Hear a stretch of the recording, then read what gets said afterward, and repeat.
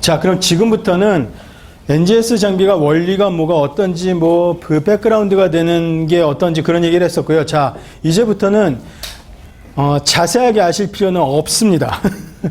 슬라이드에 좀 제가 너무 많은 걸 써놨어요. 왜냐하면은 그 각각의 분야의 전문가분들한테 보여드리는 슬라이드예요. 기본적으로. 그러다 보니까 현재 최신 연구 동향이 어떻게 되는지, NGS 가지고 그럼 뭘 했는지 그런 내용들이에요.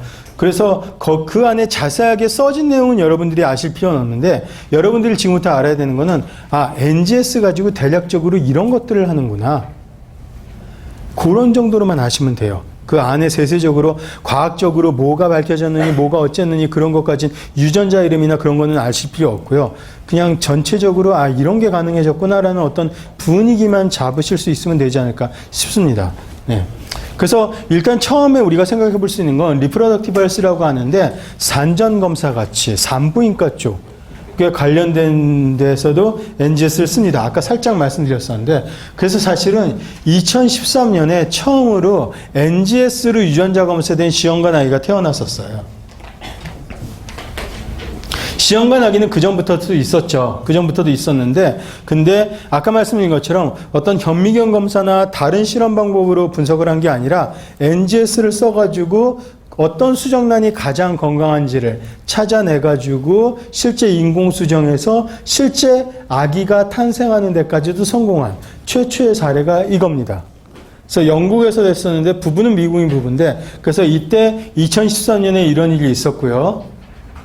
그 이후로 중국의 BGI에서 니프티라는 서비스를 만들면서 그 서비스가 유럽 쪽에까지 쫙 퍼집니다.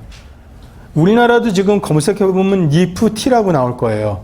그게 사실은 중국의 BGI에서 하는 겁니다. 그래서 니프티 검사라는 거를 검색해보면 나오는데 그게 사실은 이런 거예요.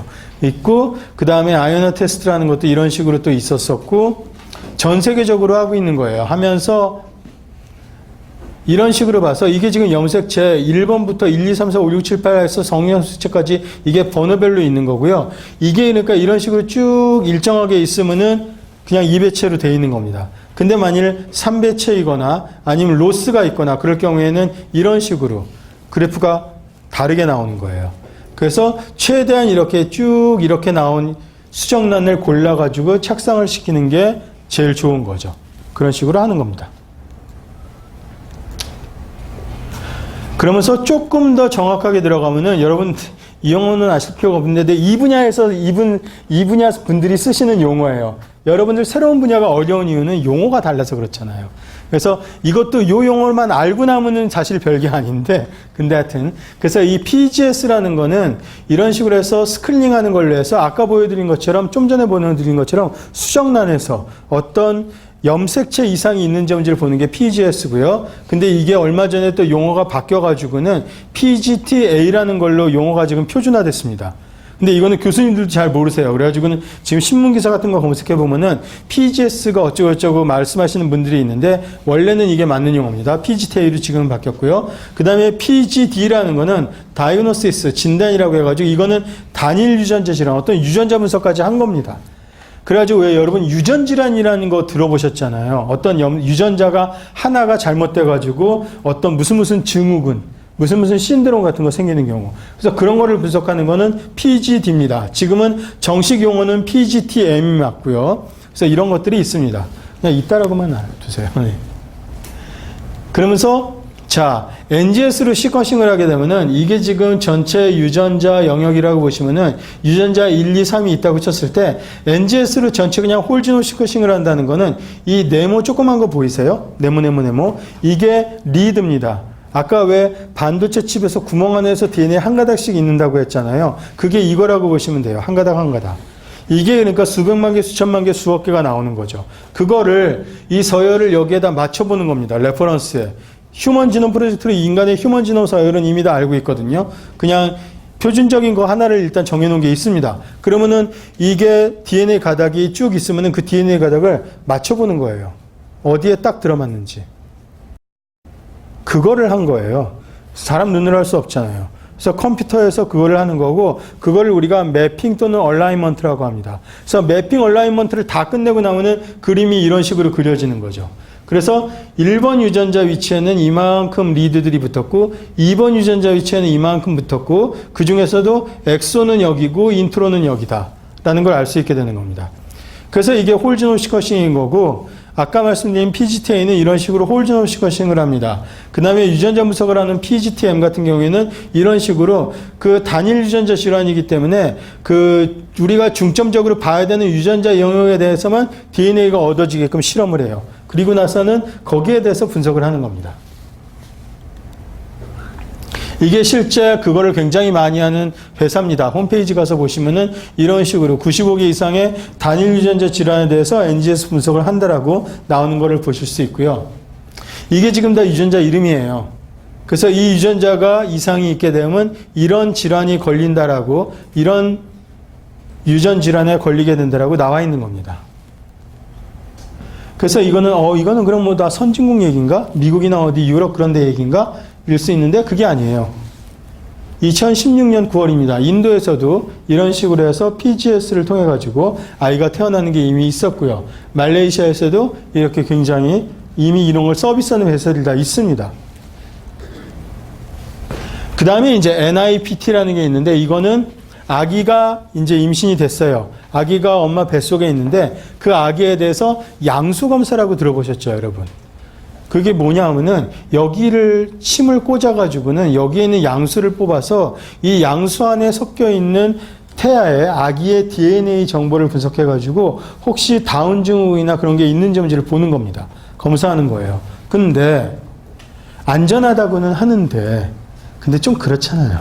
침을 이렇게 엄마 배에다가 이렇게 쭉 꽂는 것도 그렇고 혹시 만에 하나 아기 쪽을 잘못 할까 그런 걱정도 있고 그런데 이거는 모두가 다 할 필요는 없는데 근데 여성분들이 아기를 좀 늦게 가지시는 경우에는 아무래도 다운 증후군이나 그런 거에 대한 위험성이 높아지게 됩니다. 그럼 미리 사전에 준비를 해야 되잖아요. 아무것도 모르고 있는데 갑자기 다운 증후군 아이가 태어나거나 그러면은 큰일이잖아요. 그러니까 양수 검사를 하시는 게 좋겠다라고 안내를 받게 되는 겁니다. 근데 요즘은 원래는 그런 거를 받아야 되는 분들이 별로 없었었는데 이게 35세 이상인가 뭐 그런 식으로 기준이 있어요. 그래서 그러다 보니까 요즘은 결혼을 보통 많이들 늦게들 하시다 보니까 검사를 받아야 되는 분이 많아지게 된 거예요. 근데 그분들을 다 침을 꽂아가지고 양수 검사를 하려니까 이게 힘들잖아요. 위험성도 있고. 그러니까 한 가지 나온 방법이 뭐냐면은 NIPT인 겁니다. 그래서 이거는 임산부에 사실은 엄마의 혈액 안에 아기의 태아에서 나온 DNA 조각들이 조그맣게 아주 양이 적긴 하지만 미세하게 섞여 있어요. 그거를 분석하는 겁니다. 그래서 혹시 아기가 다운 증후군이나 그런 걸로 해가지고 특정 염색체의 DNA가 만일 좀 더 많았다고 하면은 그러면은 엄마하고 대부분의 DNA는 엄마한테서 나온 거겠죠. 그리고 아기한테서 나온 건 극히 일부긴 한데 이상하게 13번 염색체에 해당된 DNA만 뭔가 좀 높게 나오는 거예요. 그럼 아기 쪽이 임신되는 거죠. 엄마는 지금 정상이니까. 그래서 알아낼 수 있는 겁니다. 조금 어려운 분석이긴 한데. 그런 거를 이제 NIPT라고 합니다. 그래서 이거는 그냥 혈액검사만으로. 그냥 혈액검사 하듯이 피 좀 뽑아가지고 검사하면은, 뭔가 가능성이 있겠네요, 없겠네요. 그런 걸 알 수 있게 되는 겁니다.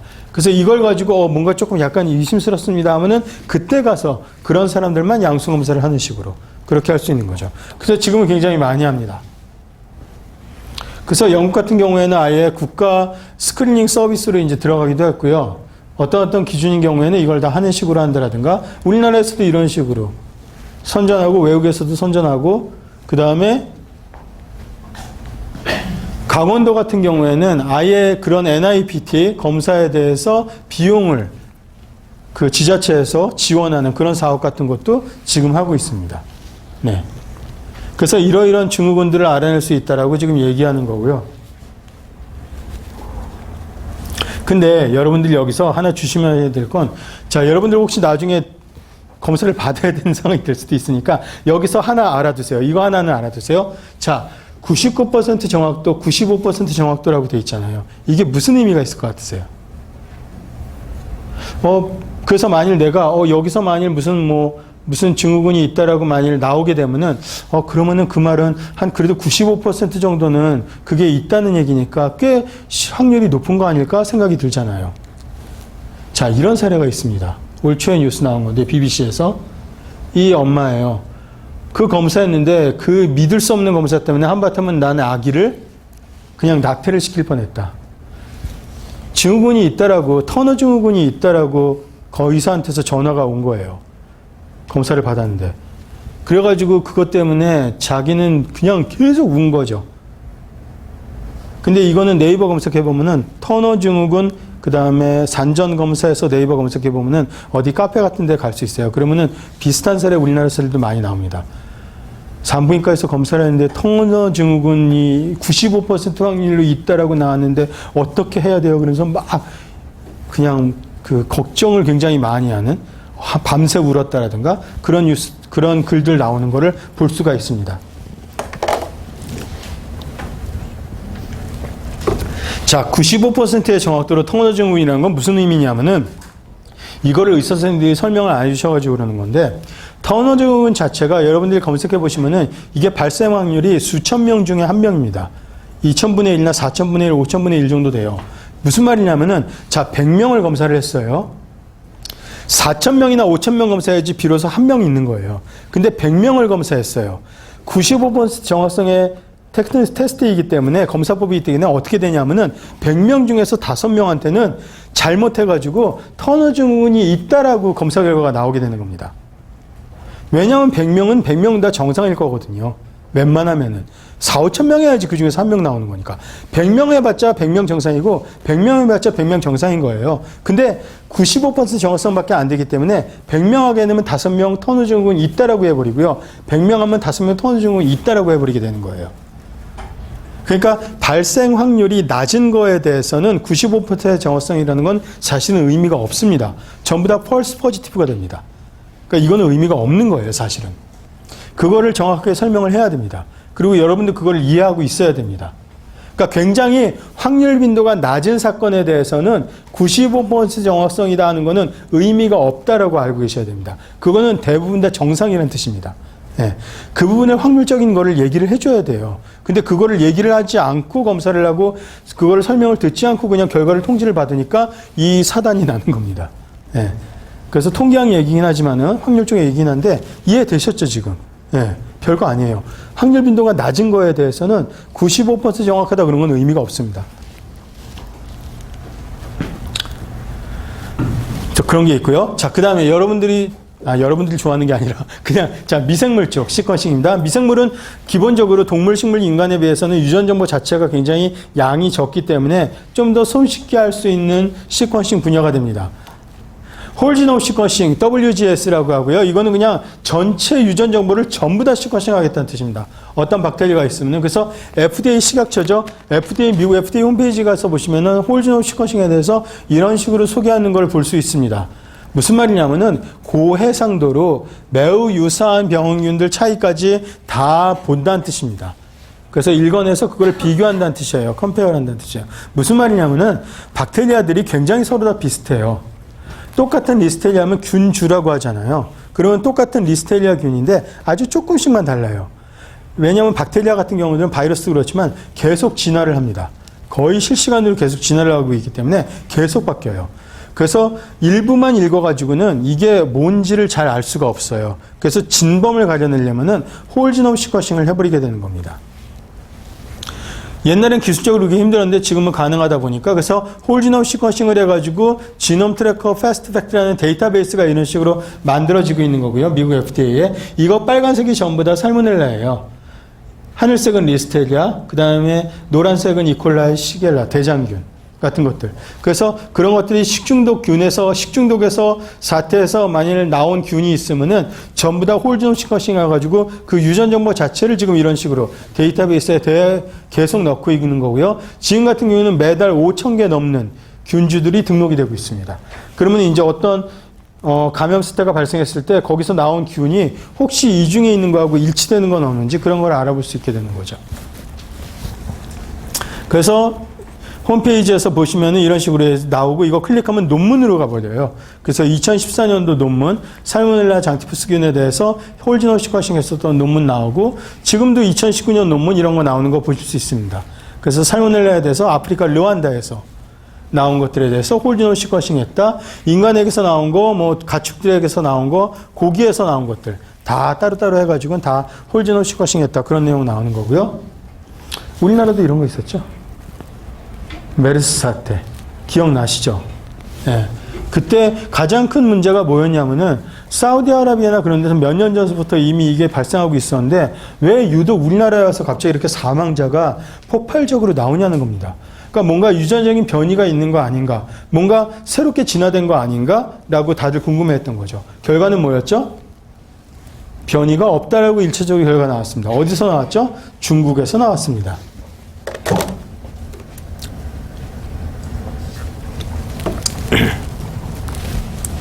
기억나실지 모르겠는데 그때 한국인 환자 한 사람이 비행기 타지 말라고 했는데 꾸역꾸역 억지로 비행기 타고는 중국 가서 중국 도착하자마자 격리돼가지고 그래서 검사 받은 겁니다. 격리 조치되고 검사 받고는 그리고 나서 중국의 질병관리본부 차이나 CDC에서 NGS 가지고 분석해가지고는 사우디아라비아에서 나온 것들하고 비교했을 때 그렇게 큰 차이가 없다라고 먼저 발표를 한 겁니다. 중국은 그때 당시에 NGS를 굉장히 많이 쓰고 있었고요. 우리나라는 NGS를 별로 안 쓰고 있었습니다. 그 차이입니다. 우리나라는 몇 주 뒤에 나왔죠. 그래서 중국은 벌써 논문까지 벌써 다 냈었어요. 2015년에.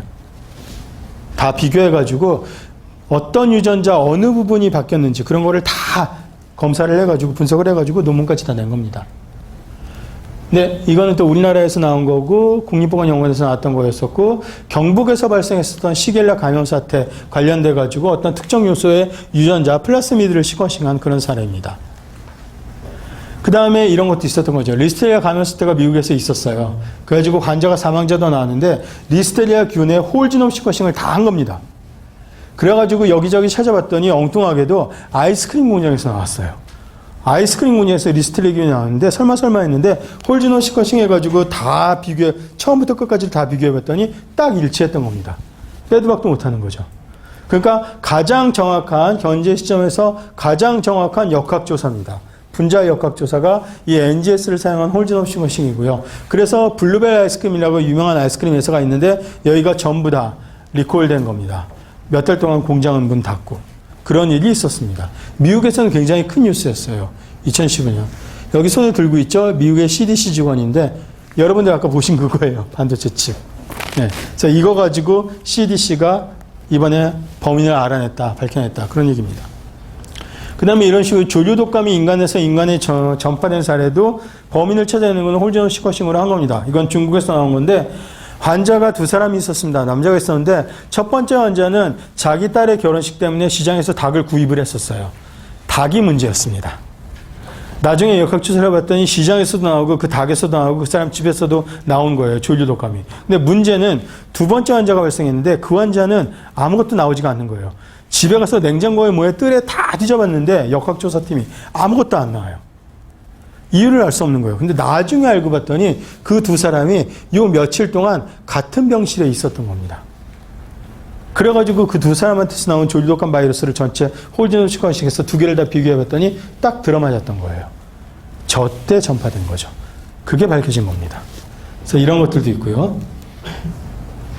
그 다음에 꼭 이런 무서운 얘기만이 아니라 우리 뭐 발효식품이나 그런 데서 미생물이 또 중요한 역할을 하잖아요. 치즈라든가 김치라든가. 그래서 거기에서 어떤 미생물들이 있는지를 밝혀내는 거를 뭐 락토바실러스 같은 거죠. 그런 거를 또 밝혀내는 것도 NGS를 합니다. 그래서 우리 식품에서는, 우리 발효식품에서는 이러이러한 미생물이 굉장히 중요한 역할을 한다라는 거를 확인하고 그걸 또 등록을 하는 거죠.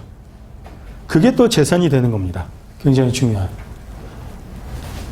그러면서 와인이 됐건 치즈가 됐건 김치가 됐건 뭐가 됐건 어떤 발효와 관련되어 있는 미생물에 대해서 연구를 하는 게 또 식품회사에서는 굉장히 중요한 게 되는 거죠. 그리고 나서는 전체 유전자 분석하고 나서 어떤 유전자가 있길래 얘가 이런 거를 이렇게 잘하지? 또 어떤 유전자가 조금 바뀌면 얘가 이런 거를 더 잘할 수 있을까? 그런 걸 연구하는 겁니다. 식품회사에서, 연구소에서, 식품연구소에서. 그 다음에 굉장히 특이한 거, 한국식품연구원이죠. 어떤 호염성 고세균에 대해서 소금들이 있는 데서 막 살아남는 그런 균들이 있는 거예요. 호염균이라고 하죠. 좋을 호자 써가지고. 그래서 그런 거에 대해서도 또 분석을 하고. 그래서 미생물 쪽에 분석하는 걸 또 이런 식으로 NGS를 써서 하는 겁니다.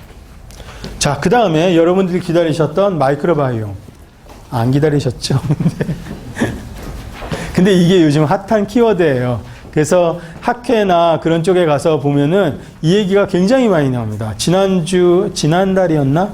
아니, 이번 달 맞은 것 같은데. 제주도에서 미생물 임상유전학회가 있었는데 그 학회에서 여러 섹션이 있었거든요. 그 중에서 한 섹션이 마이크로바이옴이었어요. 들어가질 못했어요. 너무 많은 분들이 다 그 방을 꽉 채워가지고는 문에까지 막 다 서 있어가지고 들어가고 싶었는데 들어갈 수가 없었어요. 그 정도로 난립니다, 요즘. 네. 자, 마이크로바이옴이라는 건 뭐냐 하면은 여러분들 이런 거 들어보셨을 거예요. 장내세균 구강염. 요즘 그래서 굉장히 핫한 겁니다. 사실은 조금 너무 핫해요. 좀 과열돼 있어요. 버블이에요. 그래서 좀 버블이 거품이 좀 꺼지기도 할 텐데 어쨌거나 지금 전 세계적으로 조금 굉장히 뜨거운 얘기입니다. 뜨거운 내용입니다. 그래서 이거는 뭐냐면은 우리가 지금까지 얘기하는 거는 어떤 미생물을 분석했다 뭐 했다 하는 거는 인간을 분석했다 하는 거는 한 사람에 대해서 한 박테리아에 대해서예요. 근데 여기서는 메타제놈이라는 건 무슨 말이냐면은 이게 하나하나가 서로 다른 종입니다. 실제로는 이런데 어떤 한 균이 있는 게 아닐 거 아니에요. 여러 가지 박테리아들이 섞여 있겠죠. 그러면은 원래는 어떻게 하냐면은 여기서 샘플링을 한 다음에 그거를 배지에다 키우죠. 그러면서 희석시켜가면서 나누잖아요. 나눠가면서 콜로니가 만들어지면 콜로니 하나하나는 한 종류의 박테리아들이니까 그러면은 그 콜로니를 따가지고 유전자 분석해서 이 균은 뭐 어쩌저쩌 얘기하는 건데 여기서는 어떻게 하는 거냐면은 배양을 하지 않습니다. 그냥 여기에서 얻어진 박테리아 덩어리를 그냥 전부 다 시퀀싱을 해버리는 겁니다. 무식한 방법이죠. 근데 NGS이기 때문에 가능했던 겁니다. 그렇게 해가지고 하는데 하나 방법은 요즘 많이 사용되는 거는 미생물에서 박테리아에서 사용되는 거는 예를 들면은 거기에 대해서 전체를 하는 게 아니라 모든 박테리아가 가지고 있으면서 생존에 필수적이니까. 근데 그러면서도 박테리아마다 조금씩 다른 그런 유전자가 뭐가 없을까 되게 과학자들이 궁금했던 거예요. 그러다가 하나 찾아낸 게 라이보소멀 RNA의 DNA입니다. 라이보소멀 RNA 유전자의 DNA입니다. 그래서 16S라고 우리가 부르는데 그게 있어서 그 부분만 따가지고 시퀀싱하는 겁니다. 그렇게 해서 어떤 색깔인지를 보게 되면은 어떤 박테리아가 어느 정도 비율로 있구나. 어떤 건 되게 많고 어떤 게 조금밖에 없네. 그런 걸 알 수 있게 되는 거죠. 그게 메타지놈 시퀀싱입니다. 그 다음에 아예 그런 거 따지지 않고 모든 영역 그냥 얻어지는 DNA는 전부 다 시퀀싱하는 거는 샷건 시퀀싱이라고 합니다. 산탄총이죠, 샷건은. 그래가지고 막 빵 싸가지고 막 다 점점점점 준다는 건데 하여튼 모든 것들을 다 끌어와가지고 시퀀싱하는 거는 샷건 메타지놈 시퀀싱이라고 보면 됩니다. 그래서 16S가 일단 기본적으로 좀 더 쉽기 때문에 이쪽을 많이 하는 거고요. 16S는 이거는 16S 라이보소멀 RNA를 보는 거는 박테리아를 본다는 뜻입니다. 박테리아에서 굉장히 유의한 유전자이기 때문에 그래서 그걸 가지고 시퀀싱을 하게 되면은 한 거를 가지고 16S RNA에 해당되는 유전자만 시퀀싱한 거죠. 데이터가 얻어진 거를 가지고 16S rRNA의 데이터베이스가 따로 있는 겁니다. 그래서 거기에다 맞춰보는 겁니다. 그렇게 되면 이런 결과를 얻을 수 있는 거죠. 그러면은 이런 그림도 그릴 수 있고. 그래서 방법은 똑같은데 그걸 가지고 어디에서 하느냐에 따라 달라지는 겁니다. 해양이 될 수도 있고요. 모래사장에 있는 것가 될 수도 있고 토양이 될 수도 있고 몸에 있는 게 될 수도 있고 장내 미생물이 제일 유명하긴 하지만 왜냐하면 장내에 미생물들이 굉장히 많이 있고 또 그게 우리 건강에 여러 가지로 영향을 많이 끼치는 것 같으니까 그렇긴 하지만 기본적으로는 굉장히 많은 것들이 있는 겁니다. 그래서 우리가 이거를 세균 총을 본다 아니면 박테리아 커뮤니티를 본다라고 표현을 합니다. 그래서 그걸 하기 위한 키트도 있고요. 아까 말씀드렸죠? 키트라는 거는 그 실험을 하기 위한 시약 세트가 다 하나의 상품으로 묶여서 나오는 거. 아예 그런 게 나와 있기도 합니다. 16S 메타지노믹스 키트라는 게 있는 거고 16S 라이보소멀 RNA는 베리어블 리전이라고 해서 박테리아마다 달라지는 부분들이 있습니다. 그걸 V1부터 V9까지 이름을 붙여놨는데 저기를 시퀀싱하는 겁니다. 그래서 V1부터 9까지 다 볼 수도 있지만 보통은 그냥 골라가지고 V2, 3만 본다라든가 3, 4만 본다든가 그런 식으로 합니다. 그러고 나서 데이터베이스는 이런 마이크로시 가이드라든가 그린진스라는 데이터베이스가 있어서 거기에 맞춰보는 겁니다. 네, 그래서 뭐 이거는 그냥 뭐 넘어가고 예를 들면 이런 사례 있는 겁니다. 커피 머신 커피 머신에 여기 샘플링 했다는 거예요. 하고 나서는 분포를 보니까 이런 식으로 분포가 서로 다르게 나오더라는 겁니다. 그 다음에 새 거를 하나 사요. 새 거를 하나 사가지고 쭉 사용을 하면서 또 어떤 식으로 박테리아 분포가 바뀌는지 그런 거를 본 겁니다. 네. 원래는 카페인이 있으니까 카페인 항균작용이 있고 하니까 박테리아 별로 없지 않을까? 있어도 그냥 몇 종류 없지 않을까? 그랬는데 생각보다 굉장히 많은 종류의 박테리아들이 사이좋게 살고 있다는 게 밝혀진 논문입니다. 네.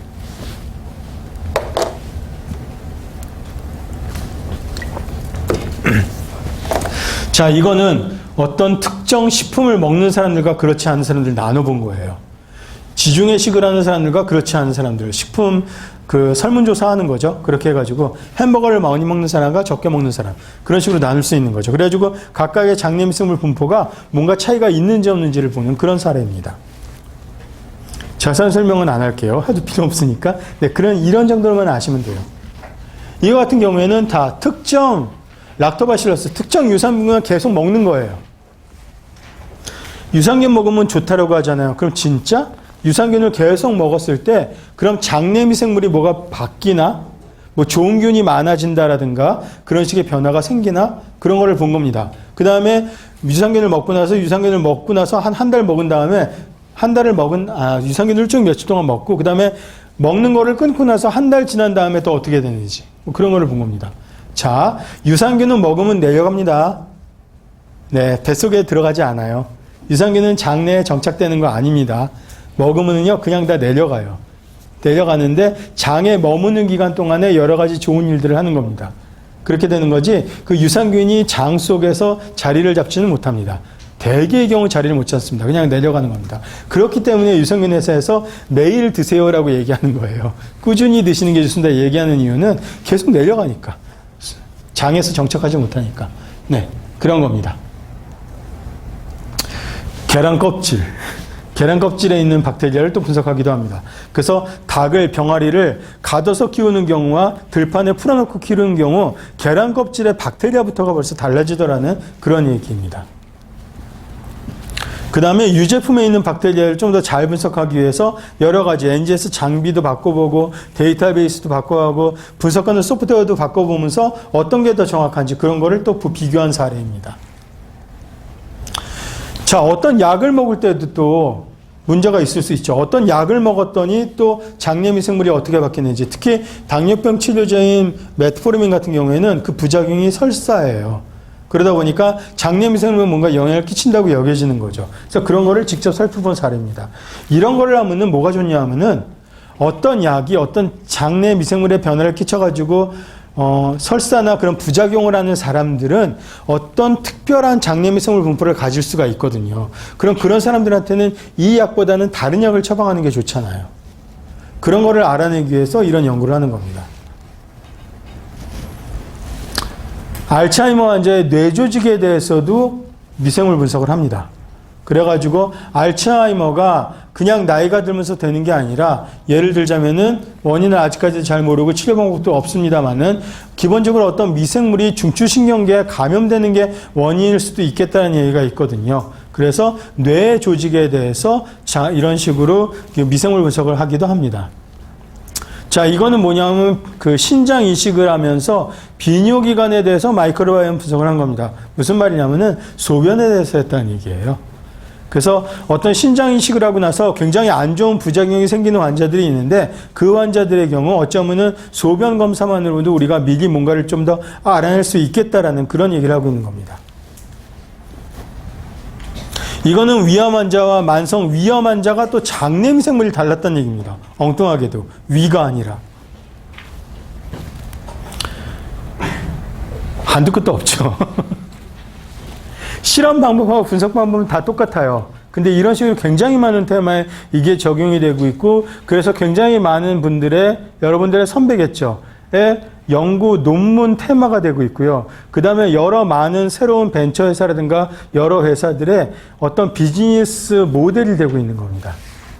그래서 인도에서도 아예 국가 프로젝트를 해가지고 1000명이 넘는 인도인들에 대해서 장내 미생물만 쫙 분석해가지고 그걸 데이터베이스로 만들고 그런 것도 진행이 되고 있고요. 이거 같은 경우에는 멕시코에서 멕시코 여성을 대상으로 해서 정상 체중인 경우, 비만인 경우, 비만과 대사증후군이 같이 있는 경우 각각 그룹을 나눠가지고 혹시 장내 미생물에 뭐가 차이가 있나? 그런 걸 또 본 사례입니다. 심지어는 조울증, 양극성 장애, 정신질환에도 장내 미생물이 뭔가 관련이 되는 것 같다라는 보고들이 나오고 있습니다. 이제 이쯤 되면은 점점 믿어지기가 힘들어지게 됩니다. 이게 도대체 무슨 소리야?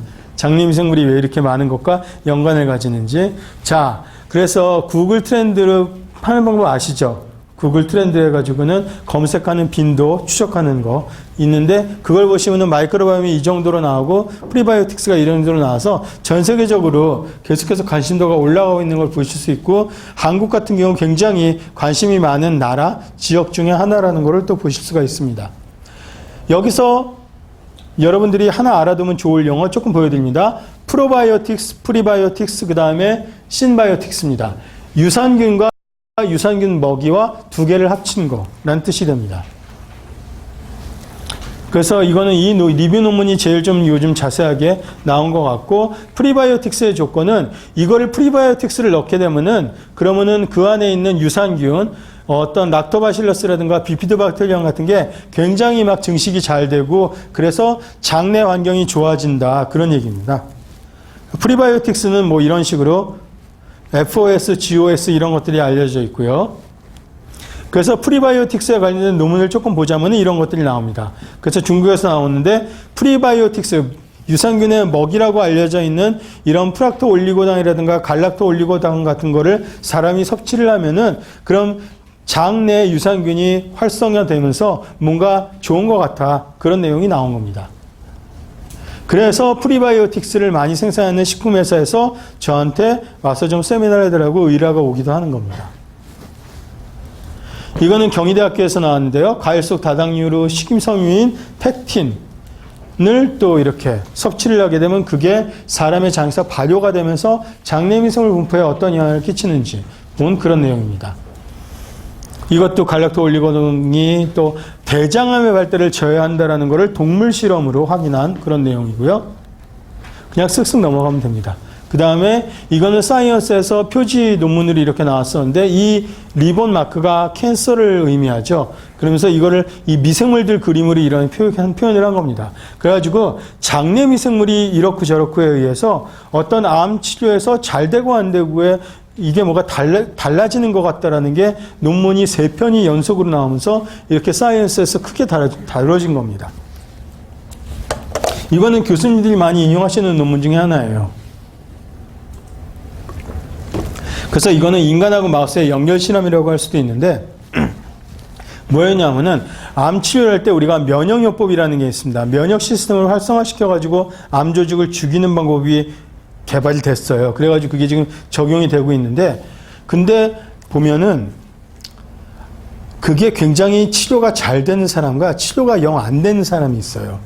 두 사람이 뭐가 다른지에 대해서 왜 이 사람은 잘 듣고 왜 이 사람은 안 듣는지에 대해서 굉장히 다각도로 지금 많은 연구가 이루어지고 있는데 하나 안 게 뭐냐면은 장내 미생물 분포가 달랐어요. 이 사람들은 이상하게 유독 그냥 이렇게 표현을 하자면 빨간색 균들이 많은데 이 사람들은 유독 보면 빨간색 균이 적고 하늘색이 많은 거예요. 뭔가 그런 패턴이 보인 거예요. 그래서 이게 뭐지? 이게 뭔가 의미가 있는 걸까? 자, 여기까지 알게 됐을 때는 과학자들은 연관성이 있다라고 표현을 합니다. 근데 여기서 중요한 건 뭐냐면은 원인과 결과를 몰라요. 면역 치료가 잘 들을 수 있는 그런 몸 상태가 됐기 때문에 그 결과 장내 미생물이 이렇게 된 건지 아니면 장내 미생물이 이런 상태이기 때문에 면역 치료가 잘 된 건지 그거를 모릅니다. 원인과 결과를.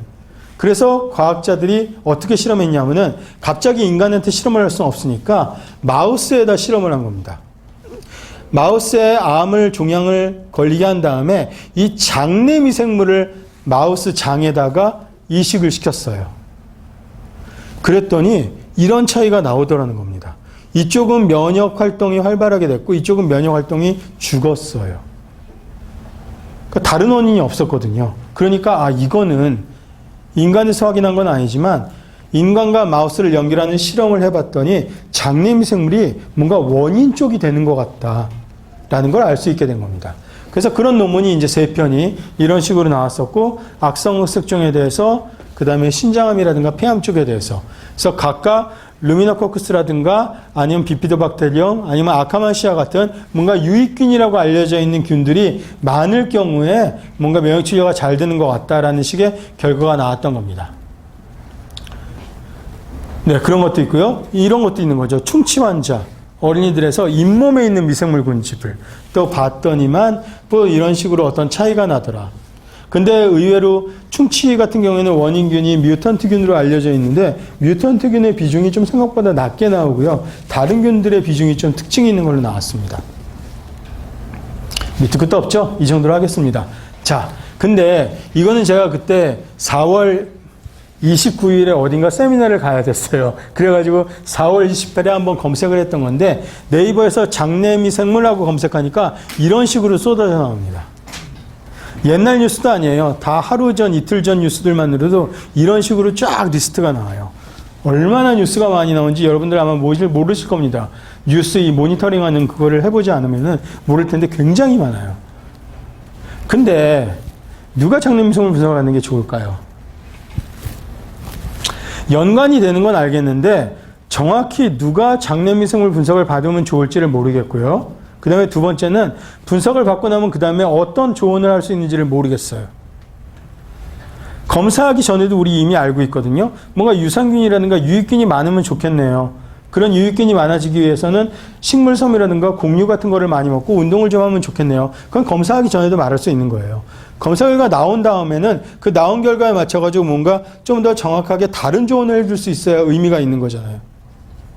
거기까지는 아직 안 갔다고 생각합니다. 저는. 예. 그러다 보니까 이제 이런 뉴스도 계속 나오고요. 그냥 유산균 먹으면 좋지 않을까? 그것도 아니에요. 어떤 흑색종에서는 면역요법에서는 유산균이 뭔가 좋을 거야 싶어서 먹는 환자들이 많았는데 그런 환자들이 오히려 치료가 잘 안 되더랍니다. 그런 결과가 올해 나온 거예요. 2019년 4월에. 그런 결과가 발표가 된 겁니다. 그러니까 무조건 먹는 것도 좋은 게 아니에요. 모르겠는 거예요, 지금. 그 와중에 타임즈에서는 갑자기 김치 사진이 커다랗게 나온 기사가 꽝 하고 나와가지고 제가 깜짝 놀라서 검색하다가 그래서 본 건데, 여러분들이 이제는 몸의 건강뿐이 아니라 장의 건강도 중요하다는 걸 알아야 되고, 과학자들은 연관을 가진다라고 되게 많이 표현을 하는데, 그거는 사실은 원인과 결과 어느 쪽인지 모른다는 얘기입니다. 여러분 속지 마세요. 과학자들이 하는 말에 속지 마세요. 아니, 그렇게까지는 안 써져 있는데, 하여튼 그런 얘기들이 이렇게 나오면서, 섭취한 유산균은 그냥 다 통과되는 거고 특정 유산균제가 좋다라고는 절대 말할 수 없고 왜냐하면 유산균도 다 다르거든요. 결과 나오는 거 보면은. 그러니까 어떤 특정 유산균 하나가 좋다라는 거는 밝혀진 게 전혀 없습니다. 그런 거는 전혀 없고요. 그러니까 그러다 보니까 근데 어쨌거나 음식을 먹거나 어떤 약을 먹는 거에서 장내미생물이 자꾸 바뀌는 거는 맞아요. 그러다 보니까 이제 김치 같은 거는 여러 가지 다양한 발효식품이나 식물성 섬유나 그런 걸 하면서 어쨌거나 장의 건강이 좋게끔 해주는 게 좋을 것 같습니다. 현재는 그 정도까지 얘기할 수 있을 것 같습니다라는 게 타임즈의 내용이고 저는 여기에 동의합니다. 네. 그래서 이런 내용도 나오고 있고요. 그러다 보니까 아까 제가 굉장히 많은 논문들을 보여드렸었는데 교수님들이 실제 보시는 연구자들이 보는 논문 보여드린 건데 거기에 결국 보면은 이거잖아요. 이런 내용이었잖아요.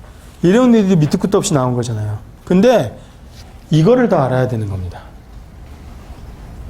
이런 걸 우리가 아직 다 모르기 때문에 이런 거를 더 정확하게 밝혀내는 연구가 돼야지 비로소 어떤 조건의 사람들에서는 장내미생물 분석해가지고 주기적으로 우리가 확인하면서 특정 장내 유산균이 특정 균이 좀 더 많아지는 결과가 나오게끔 계속해서 식습관을 바꾸고 뭘 하는 게 좋겠습니다라고 이게 얘기를 할 수 있게 되는 거죠. 아직은 이제 거기까지 얘기가 안 된 거죠. 네. 그렇기 때문에 더 많은 연구가 필요한 겁니다. 그리고 아까 말씀드린 것처럼 장내미생물뿐만이 아니에요. 마이크로바이옴은 이 모든 것들이 다 마이크로바이옴입니다. 그리고 이 모든 것들이 이런 것들과 연관이 되어 있고 저 중에서 어떤 게 실제 원인이고 실제 결과인지 그거를 우리가 다 확인을 해야 되는 겁니다. 할 거 많죠. 그 와중에 이런 일도 벌어진 겁니다. 6월 13일입니다. 아까 왜 인간에서 마우스로 장내 미생물을 이식을 했다고 했죠. 그거를 우리가 FMP, 분변 이식이라고 합니다. 근데 그거를 일부는 사람에서 사람으로도 해요. 왜냐하면은 굉장히 심한 장질환이 하나 있는데, 장염이 있는데, 그거는 사람이 거의 일상생활을 할 수 없을 정도로 증상이 굉장히 심하다고 합니다. 아마 설사하고 뭐 그런 거겠죠? 근데 어떤 약을 써도 안 들었는데, 건강한 사람의 장내 미생물을 추출해가지고 그걸로 이제 제제를 만들어서 그거를 그 사람한테 이식을 하면은 나아버려요. 어떤 약보다도 그게 제일 좋은 거예요. 그게 이미 몇 년 전에 밝혀졌습니다. 그래서 그런 사람들에 대해서는 분변 이식을 하고 있었었는데 우리나라에서도 합니다. 몇몇 병원에서. 근데 알려지진 않지만 근데 미국에서 그걸 하고 있었는데 그걸 하다가 사망자가 발생해 버린 겁니다. 알고 봤더니 그 안에 항생제 분해 요소가 있는 대장균이 포함되어 있었던 겁니다. 항생제 내성 유전자, 아주 강력한 항생제 내성 유전자를 가진 균이 거기에 잘못 포함되어 있었는데 그거를 몰랐던 거예요. 그래가지고는 그게 이식이 되면서 2명이 굉장히 심각한 상황이 됐고요. 그 다음에 1명이 사망한 겁니다.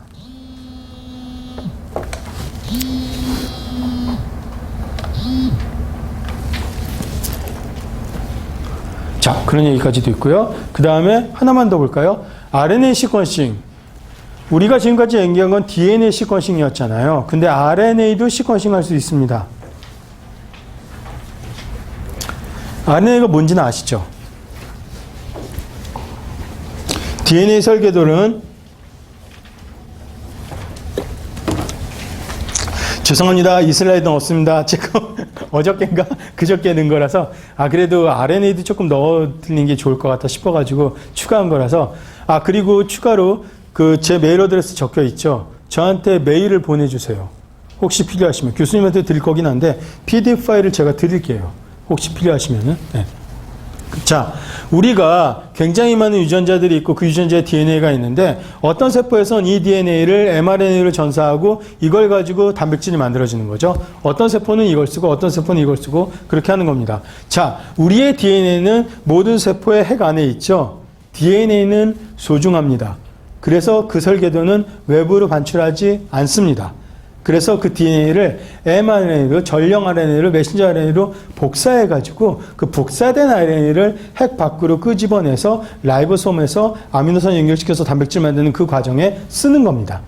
네, DNA는 소중하니까 그렇게 기억하시면 됩니다. 그렇게 하는 거고, 자, RNA 시퀀싱을 하는 건 뭐냐 하면은 결국은 우리가 만일 이 세포에서 DNA 시퀀싱을 했다고 치면은 이 유전자들 그냥 쭉 다 보게 되는 거예요. 근데 RNA 시퀀싱을 하게 되는 거는 mRNA만 시퀀싱하는 거기 때문에 이 유전자들 중에서 어떤 유전자가 지금 발현이 돼가지고 이 세포에서 활발하게 사용이 되고 있는지를 보는 게 RNA 시퀀싱입니다.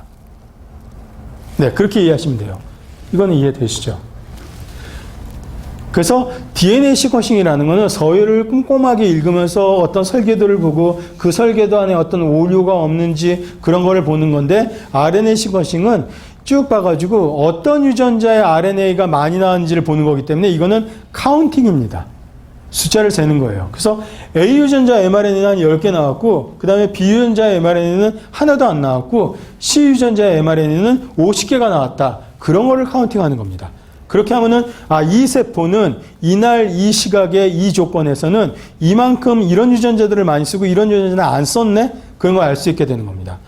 그 다음에 시간별로 만약 그거 하게 되면은 어떤 유전자 발현이 올라가고 어떤 유전자 발현이 내려갔네? 아니면은 어떤 약을 주면서 어떤 음식을 줄 수는 없겠지. 유전자니까 어떤 세포한테 어떤 조건을 바꾸면서 어떤 유전자가 발현이 올라오고 어떤 유전자 발현이 내려갔는지 그런 거를 보는 게 RNA 시퀀싱입니다. 그러니까 다이나믹한 어떤 동영상처럼 이렇게 분석을 하는 게 RNA 시퀀싱이라고 보시면 돼요. DNA 시퀀싱은 늘 변함없는 설계도를 보는 거지만 사실은 여기서 하나만 더 고백하면은 NGS는요 최첨단의 유전자 분석 시스템이긴 한데 RNA 시퀀싱을 못합니다. 그래서 어떻게 하는 거냐면은 mRNA를 역전사시키면 뭐가 되죠? cDNA가 되죠. Complementary cDNA. cDNA로 만들어가지고 cDNA를 시퀀싱하는 겁니다. NGS는 DNA만 시퀀싱 할 수 있어요. 근데 어떻게 보면 그게 똑같은 말이죠. 똑같은 거고, 이제 다만 그러다 보니까 RNA 시퀀싱 할 때, NGS에서 RNA 시퀀싱 할 때는 처음에 RNA를 cDNA로 역전사 시켜주는 실험을 앞단에서 한다라는 게 추가로 들어간다고 그렇게 이해하시면 돼요. 그러면은 상당히 NGS에서 많이 알고 있는 게 됩니다. 여러분들은. 네, 그렇게 되시고요. 자, 이거는 다나파버 캔서 센터에서 한 겁니다. 그래서 이거는 이 마우스에 대해서 어떤 아베마시클립이라는 약물이 있어서 그 약물을 준 경우와 주지 않은 경우, 그리고 나서 12일 지난 다음에 이 마우스 양쪽 그룹에서 유전자 발현이 뭐가 차이가 나는지, 다른 건 다 똑같았고 그거를 본 겁니다. 그러면 이걸 왜 볼까요? 제약회사에서 이런 거를 많이 합니다.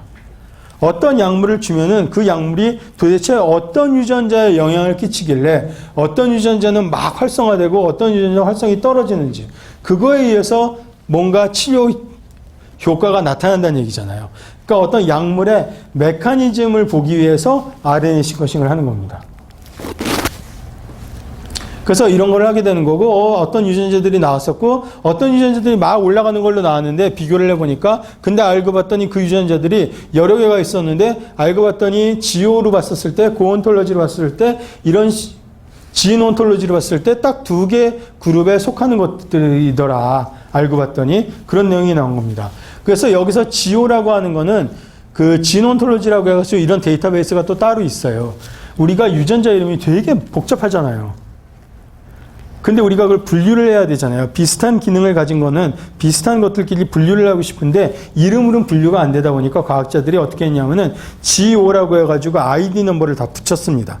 그래가지고 예를 들면 키나제라는 게 있죠. 효소 중에서도 키나제인 경우에는 GO 뭐뭐뭐뭐라고 해가지고 그 GO 뭐뭐뭐를 딱 치면은 모든 키나제 종류는 다 나오게끔 그런 식으로. 그래서 어떤 유전자에 대해서 펑션을 체계적으로 표준화시켜서 분류한 게 GO라고 보시면 됩니다. 지인 온톨러지입니다. 그래서 그런 식으로 분석을 하게 되면 어떤 거에 속해 있는 게 나오고 그 GO 안에는 또 다른 GO가 있고 그 GO 안에는 또 다른 GO가 있을 수 있는 거죠. 그래서 계층적으로 분류해 놓은 분류표라고 보시면 돼요. 유전자 기능을. 그런 게 있습니다.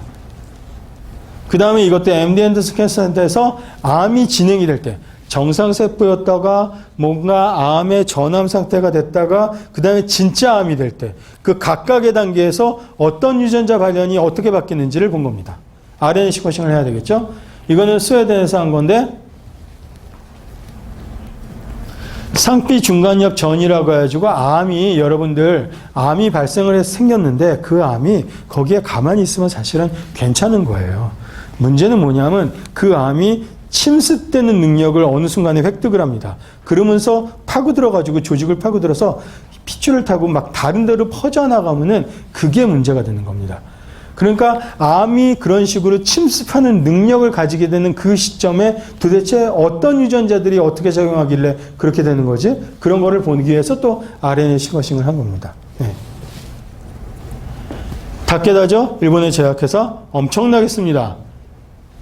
숫자를 말씀드릴 수는 없는데 근데 마우스하고 휴먼 셀에 대해서 엄청나게 RNA 시퀀싱을 하는 회사의 하나가 여기입니다. 그래서 여러 가지 새로운 약물이 나오면은 그 약물이 아까 마우스 실험한 거하고 비슷하게 도대체 어떤 유전자 발현을 올리지, 낮추지, 그 다음에 그 약하고 비슷한 약이 있었으면은 그 약하고 또 비교해가지고 뭐가 다르지? 그런 거를 보기 위해서 또 이런 식으로 RNA 시퀀싱을 합니다. 이거는 이탈리아에서 피사 대학교에서 이제 희귀한 폐암에 대해서도 RNA 분석한 거였었고요.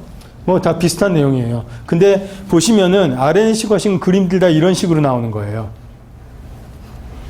이런 식으로. 다 비슷한 그림들이 나오죠. 그래서 이런 그림 나오면은 아 저거 RNA 시퀀싱 그림이겠구나 보시면 되고요. 이게 뭐냐면 여기가 다 유전자예요. 여기 한 칸 한 칸이. 다 유전자인 거고 한쪽은 유전자고 한쪽은 뭐 환자라든가 그런 식으로 돼 있어가지고 빨간색이면 발현이 올라간 거, 파란색이면 발현이 내려간 겁니다. 그래서 그림들이 다 비슷한 그림들이 나오는 이유는 그래서예요. 이거는 알츠하이머 환자의 뇌 조직에 대해서 또 한 거였었고 이제는 심지어는 싱글셀에서도 합니다. 세포 하나에서만 RNA 시퀀싱 분석 같은 걸 할 수도 있습니다.